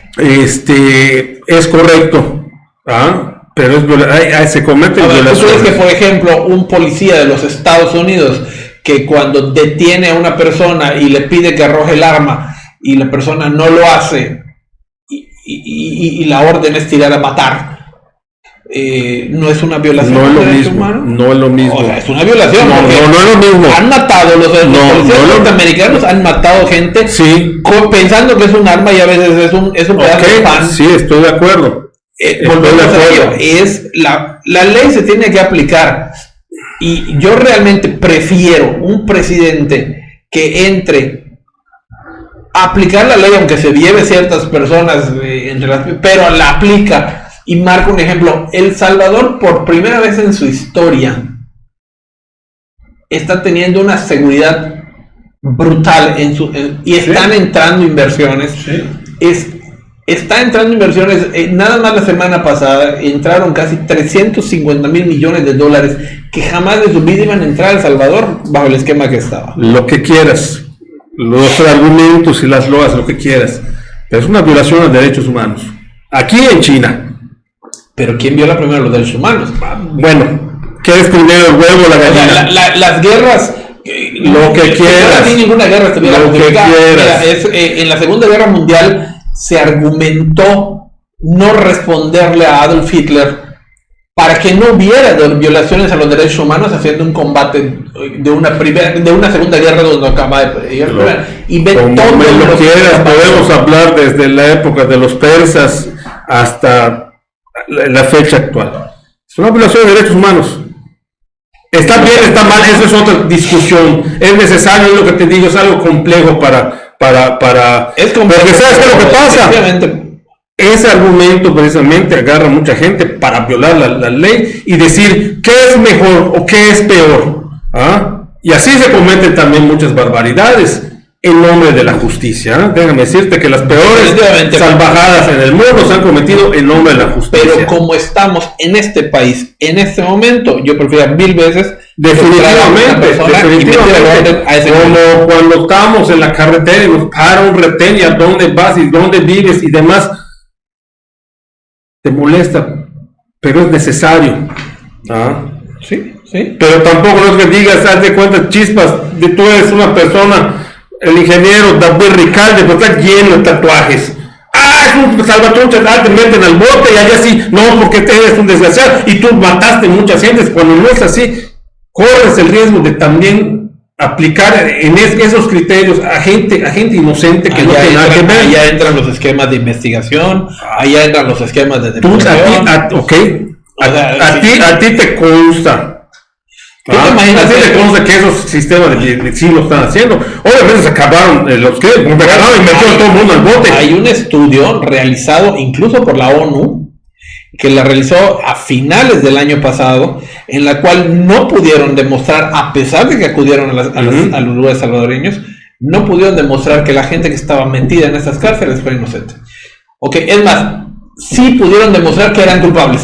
O sea, habían todos los indicios, al menos hicieron un estudio no de todo el universo, pero de la gran población, a que ellos mismos escogieron, demostrando que muchos de ellos eran asesinos seriales, muchos de ellos eran delincuentes probados, y que en los procesos de verificación a ningún presidente le conviene estar metiendo niños o muchachos o adolescentes a la cárcel simplemente por capricho, porque simplemente se le va encima la población. O sea, si yo sé que mi hijo es inocente y no tiene nada de esto, y yo me empiezo a meter en forma indiscriminada a los delincuentes a la cárcel, o los que yo creo o supongo que son, sin ningún juicio, sin ninguna investigación, tarde o temprano, y cualquiera que tenga 3 centímetros de cerebro en su cabeza, se va a dar cuenta que tarde o temprano ese gobierno no se te va a revertir. Entonces, si desde que haya un esquema de detención, es que ya están trabajando en el esquema judicial legal lo suficientemente efectivo como para depurar en un momento dado a estas personas, porque no van a meter es que bueno, aquí yo no considero tan tonto a Bukele. No es tonto, y los resultados los estamos viendo, pero insisto, no importa los argumentos que me des, es violación de derechos humanos, estás metiendo a la gente. Normalmente el principio de inocencia se está violando. Primero te meto a la cárcel y te investigo. Y en la cárcel, y lo que le están cuestionando a esa gente, le están violando sus derechos humanos, tienen hacinados, casi no les dan de comer. No sé en qué te bases diciendo que estás metiendo a la cárcel a gente sin investigación. Hasta donde yo sé, hay un esquema de investigación previa. La presunción de inocencia no quiere decir que no esté sujeto a investigación. Es que mientras yo no te compruebe que eres culpable, tú eres inocente. Sí. Es un derecho humano. Es un derecho humano. Y precisamente lo que se está haciendo ahí tiene toda una metodología tan buena que ven los resultados que están bien. Incluso al grado de que los inversionistas extranjeros están confiando. ¿Tú crees que si tú tuvieras el dinero y te estás dando cuenta que está existiendo un país donde se están violando los derechos humanos, tú meterías tu dinero allá? O sea, si tú no conoces el esquema de seguridad y el esquema legal. Una cosa, yo metería mi dinero porque sé que ya los delincuentes están todos metidos en la cárcel. Si los están tratando bien o no, si le están violando sus derechos humanos, yo como un empresario frío, no lo vería yo así porque en ese caso yo como un empresario frío que me interesa mi dinero y mi negocio, a mí qué me importan los presos. Claro, pero si tú eres un inversionista extranjero, lo primero que vas a ver es la estabilidad que tiene el país para poder trabajarla. Mira, no vas a ganar en el país, te vas a dar cuenta de cuál es la estabilidad del país para poder invertir. Así piensan los inversionistas extranjeros en los países. Sí. Lo que me quieras, yo no estoy hablando de los resultados. Hay una violación de derechos humanos. Bueno, y me lo puedes plantear así re bonito y puedes hablar de Hitler, de Mahoma, de Mao Zedong, como quieras. Yo no te voy a decir que esté mal o esté bien. Simple y sencillamente es. Yo lo que creo es que no puedes tener contemplaciones a los derechos humanos a gente. Es lo que dice él. Está violando los derechos humanos. O sea, tal pareciera que los organismos de derechos humanos en el mundo están hechos para los criminales, no para las víctimas. O sea, los derechos humanos primero se aplica a la población que es trabajadora, a la población que es sana, a la población que está luchando, y después se aplica a los que delinquen. Yo no estoy de acuerdo, y si no se están aplicando los derechos humanos, hay gente que le tienen probada la criminalidad en el país, en El Salvador, que la apliquen y que le quiten los derechos humanos. ¿Por qué? Porque no puede tener derechos humanos un asesino que ha violado, que ha raptado, que extorsiona, o sea, ¿cuál es el derecho humano? Yo te lo voy a poner. Primero los derechos humanos de la gente que está mi percepción. Si se comprueba que de cada 100 internos